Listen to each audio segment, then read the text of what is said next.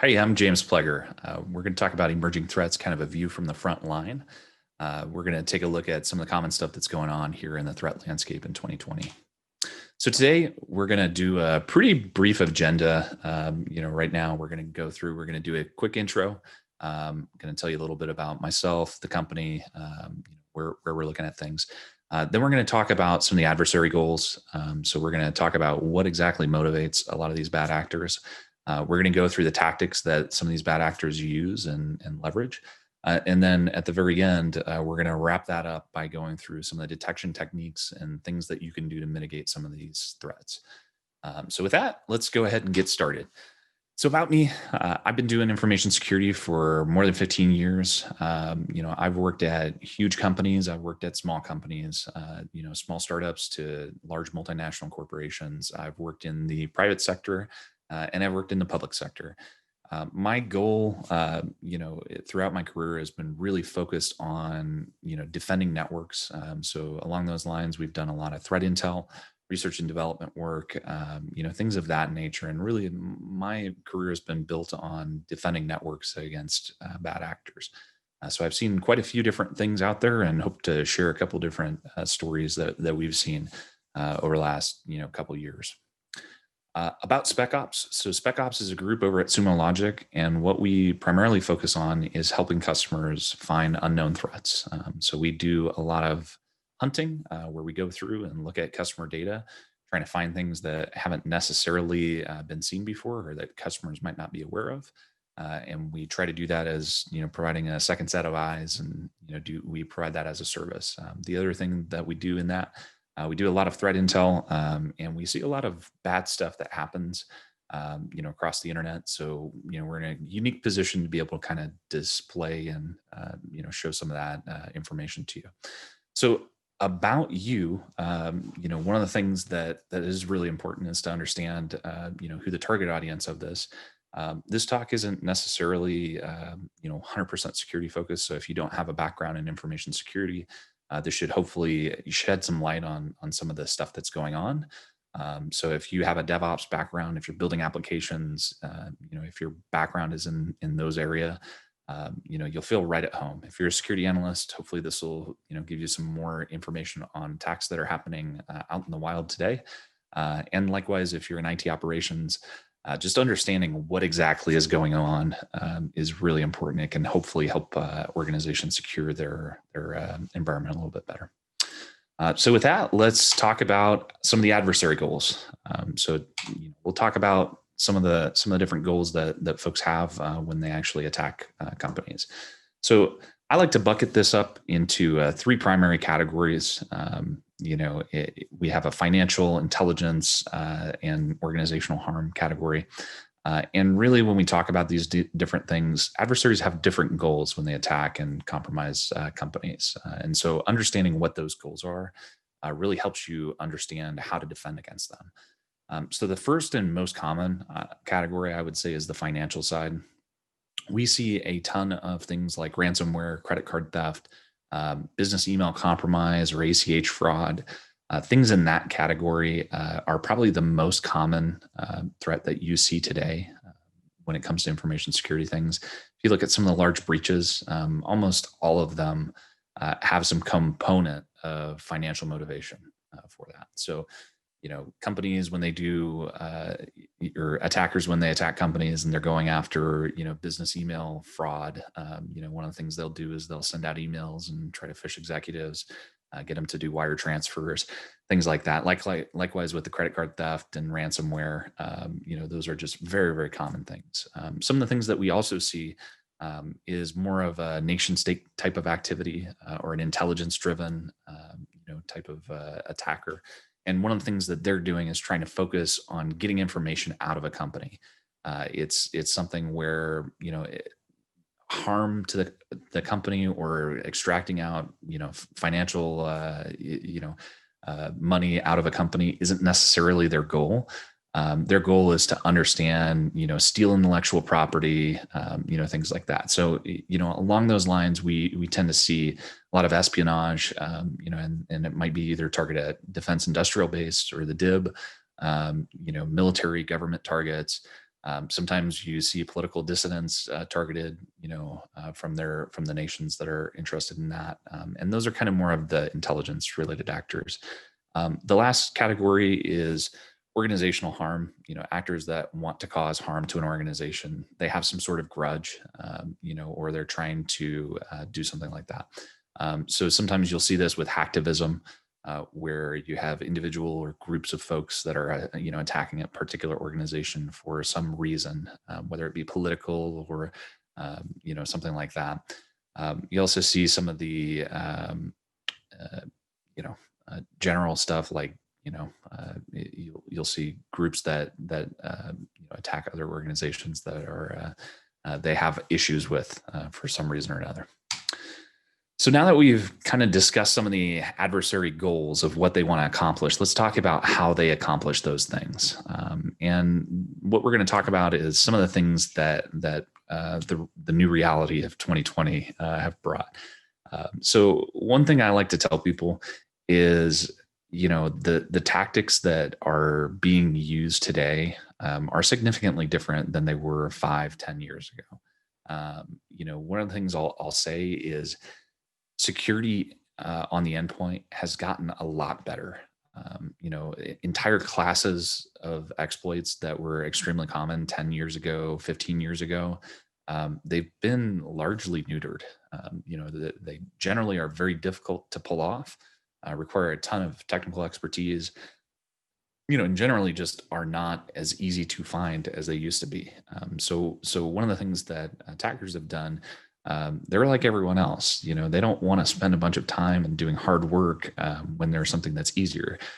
So one of the things that attackers have started to do is focus on some of the lower hanging fruit, like using applications, in malicious ways, using features that are built into some of these applications, for bad things. And really what we've seen is, just like in commercial and other places, we've seen attackers start to get very, very specialized, and there's been entire marketplaces that have popped up around some of these specializations. So one of the things that's really common is when you look at the financial fraud aspect, if somebody's trying to steal credit cards and make money off of that, there's actually different areas of specialization even within that subset of financial fraud.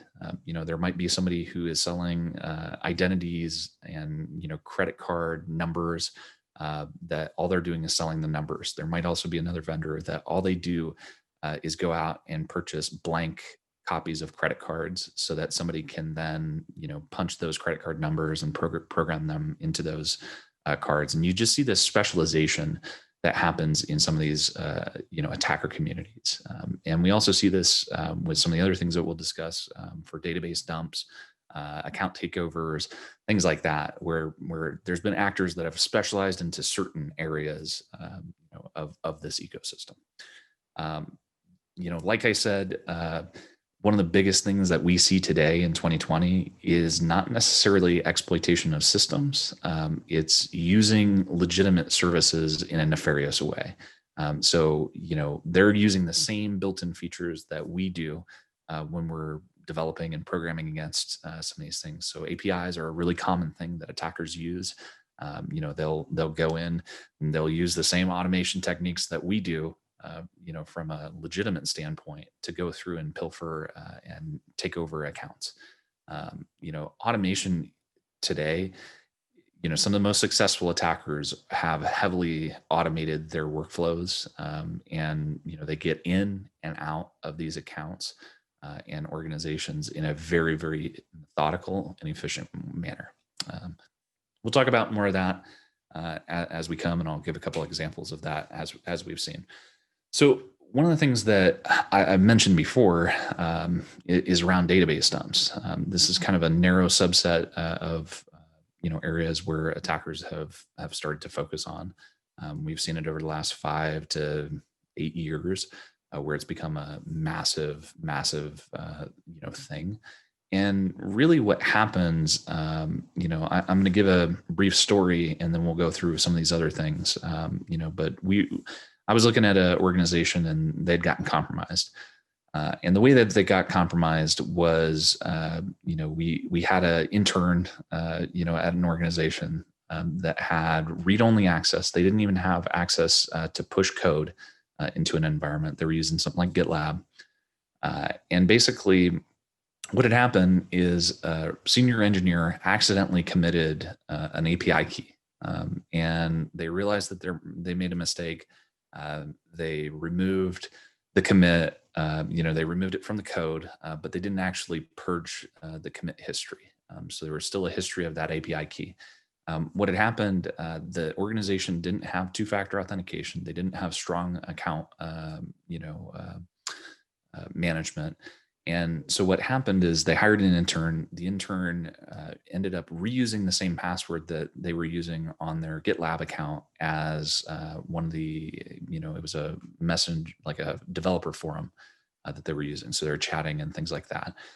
And what happened was they used that same password there. An attacker had pulled the database from that third party, cracked the intern's password, and then through automation, they found out that account was associated with this organization's GitHub repo or GitLab repo, and they pulled it down and were able to find that key. And from there they moved into Amazon, and they were able to get access using that elevated provision or permissions. And then from there, they actually dumped the databases of this other organization. They then deleted the databases and all the backups, and then ransomed the organization for a serious amount of money. And basically, this caused the organization to, basically almost shut down. And this was all there was a number of things that could have happened, along the lines that they could have mitigated those attacks. But this all came from a database dump and password reuse from that. So when you think about those types of stories, those things are happening all the time. There's tons and tons of these types of things that are happening all over the place. And there's been an entire marketplace for database dumps that have shown up, where all they do, all the attackers do is they focus on targeting as many different providers with usernames and passwords. So website forums, running bulletin board systems, startups that might have a B2C type of component, business to consumer component, where there might be usernames and passwords or emails and passwords. Service providers, things like Travis CI or things like that. Those are all areas that attackers, if they get those database dumps, are extremely useful. So those are what they're going after, with the intention of trying to crack those passwords offline and then locate accounts that use common passwords that are used in other places. Basically what they do is just a smash and grab. They go through, grab the hashes, grab the emails, any sort of PII, things like that, and then they use that to further other attacks. And there's been a few groups that have been extremely successful using this method. So I've kind of approached some of this and talked about it a little bit, in the fact that some of these attacks end up with things called account takeovers. And basically the thought is, as soon as they take over an account, it could be an email address or an email account. It could be, your CI account or, your Amazon account or whatever. But really the idea is you reuse a password, they take it over, and they get that data from these database dumps, and there's large services out there. So like password cracking, people talk about it. Oh, you need, 500 years to crack this password. Well, that's not necessarily true. There's entire services that all they do is throw massive amounts of computing infrastructure towards these password cracking systems. And, some of these, a lot of these things, you don't pay for the password unless they crack it. So, it doesn't really cost you anything unless if they're successful at it. And to be honest, these types of services wouldn't exist if they don't make money.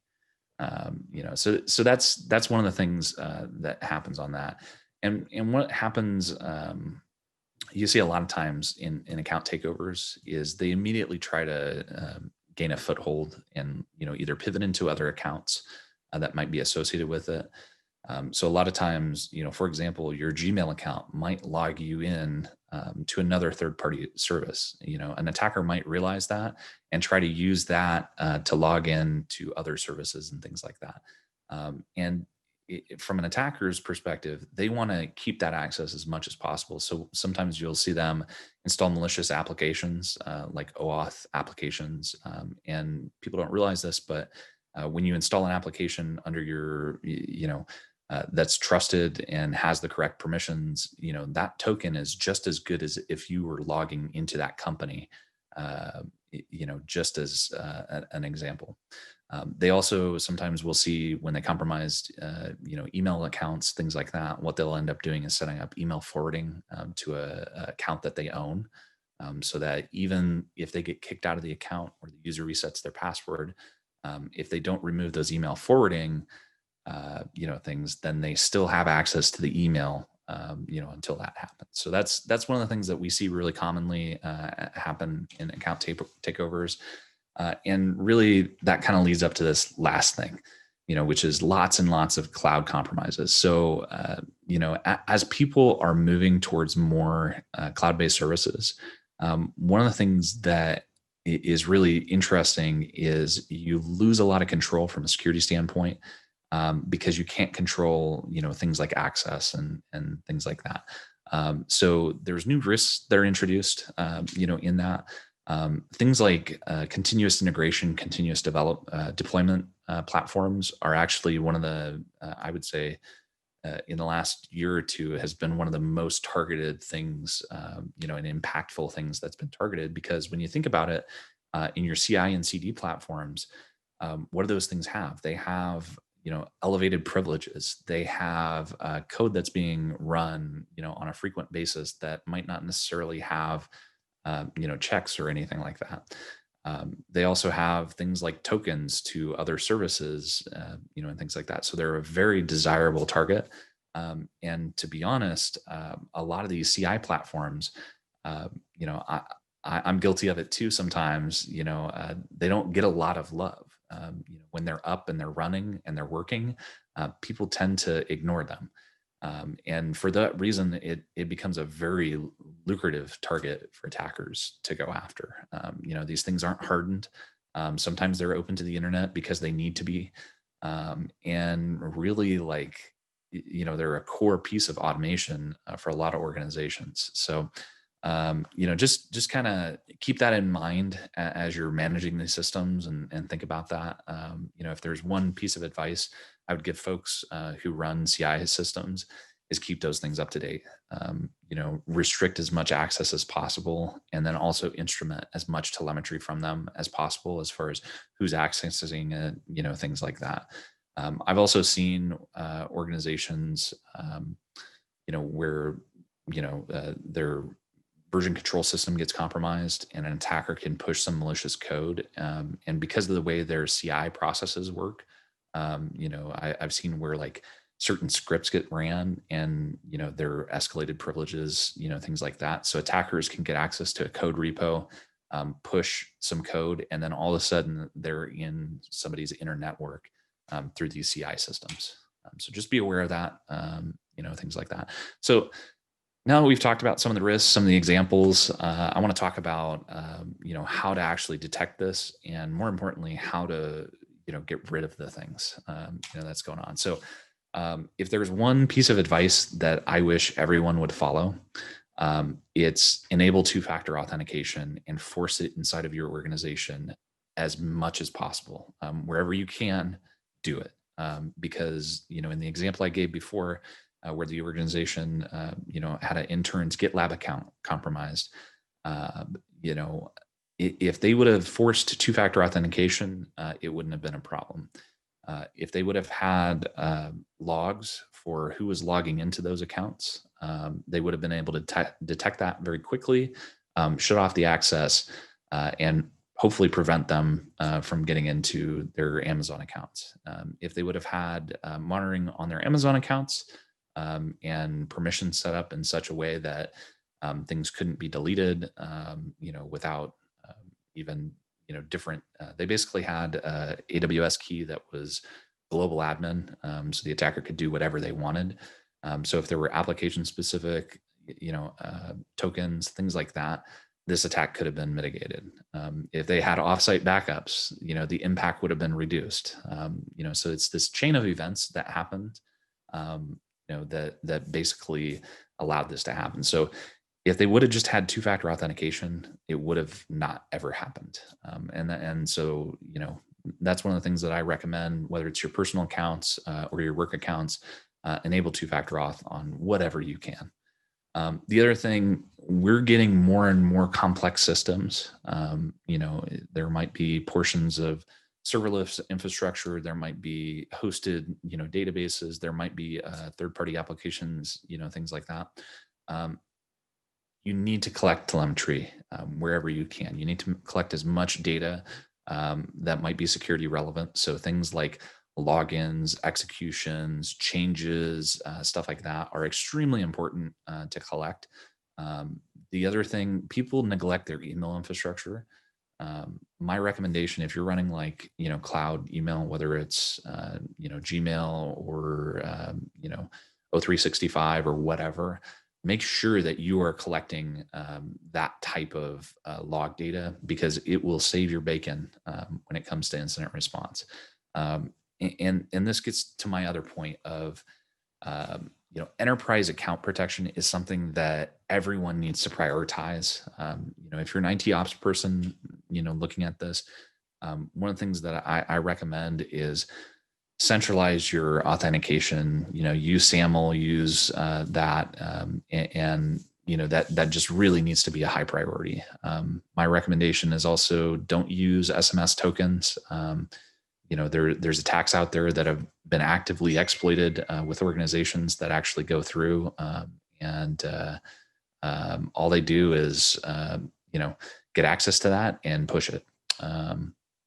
The last thing that I would highly recommend organizations have, some sort of really easy way to roll all of the credentials. People tend to forget. I see it all the time where an IT organization resets a password and they think that they're done. No, you need to go through, you need to revoke all the authorizations for all OAuth tokens that are associated with those accounts. And my recommendation is to create some sort of easy script where when somebody gets an account compromised, that you basically run that script, and it just resets everything. So have that, use it. That is my recommendation. And with that, I just want to say thanks. Again, my name is James Pleger. Any questions, feel free to send me an email.